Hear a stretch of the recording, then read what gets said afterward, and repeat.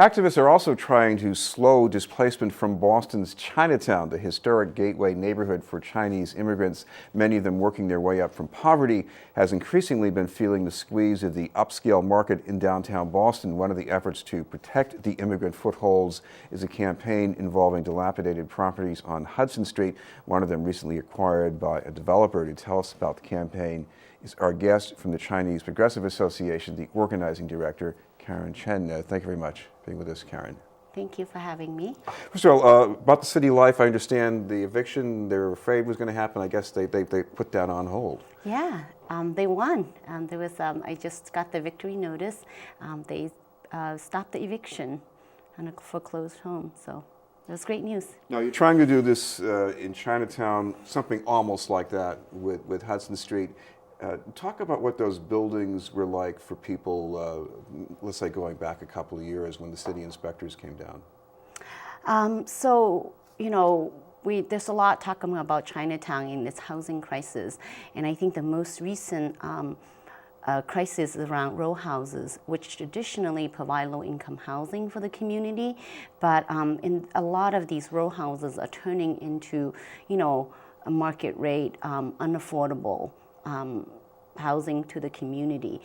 So most recently, you know, there's a lot of corporate landlords wants to buy up these row houses. There's a lot of, you know, talk about, you know, demolishing them and turning into, you know, more luxury towers in Chinatown.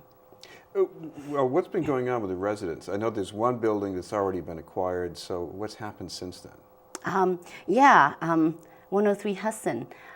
So end of January, there's a landlord, First Suffolk LLC, and is represented by Tim O'Callahan, and they bought the building. The day after he bought the building, he came and barged into one of the tenants' apartments, you know, using the name of emergency repairs, and you know, threatening the tenant and, you know, the guests, and you know, called the police saying that, you know, he has a right to be there, he has a right to make emergency repairs while the tenant was trying to get back to work.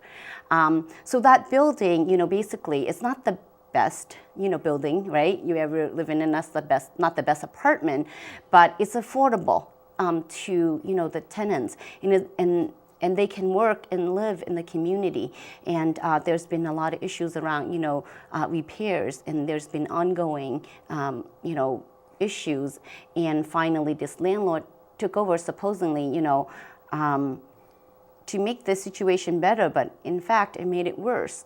And you know, he came in and make all these repairs, and then he, in the name of emergency repairs, and then he actually called the, you know, relocated the tenants temporarily to hotels, and he's moving them further and further away from Chinatown. But meanwhile, he's not getting any permit and doing real repairs. And he's talking about, he's under agreement to buy the building next door. He's publicly talking about demolishing the building, and he talked about, you know, using, investing money like in the EB-5 program to buy up the whole block and to turn it into a luxury tower. What about where these tenants are living right now? How far from Chinatown are they? So right now, some of the tenants, if they stay in, they're put in a hotel in Quincy. It's about half an hour walk from the Quincy Adam T-stop. Is an area that, you know, the tenants have never been to, they're unfamiliar with. And they have to get to work at like 7:30 in the morning, and some of them actually get out really late. So there is a shuttle from the hotel, but except for, you know, it's not early or late enough for them to get, you know, to and from work.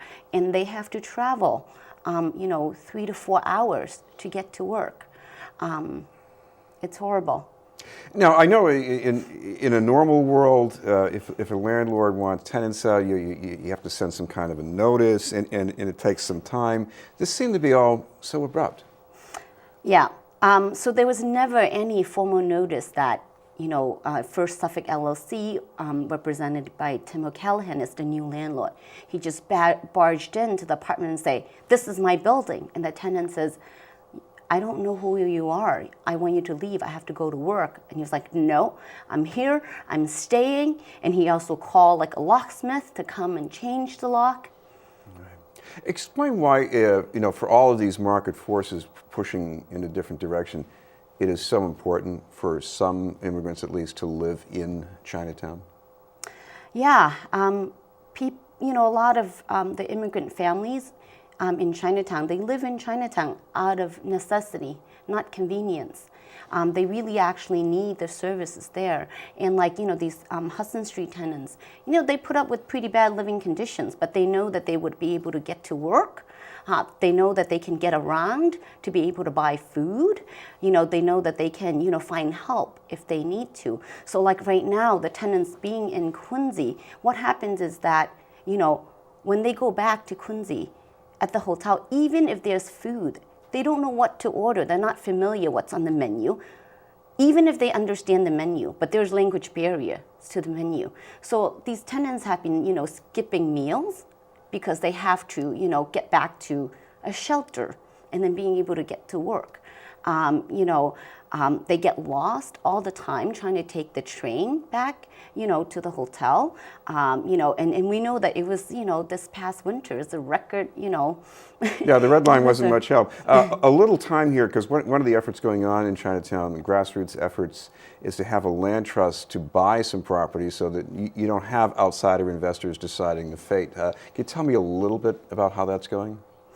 We've recently helped incubated a land trust in Chinatown because we feel like in order for us to preserve Chinatown where immigrant families can stay, is that we have to have control of the land. Or having, the land trust is modeled after Dudley Street Neighborhood Initiative, is to, hope to take some of these row houses, take it out of the market and, use creative ways to preserve it as affordable housing.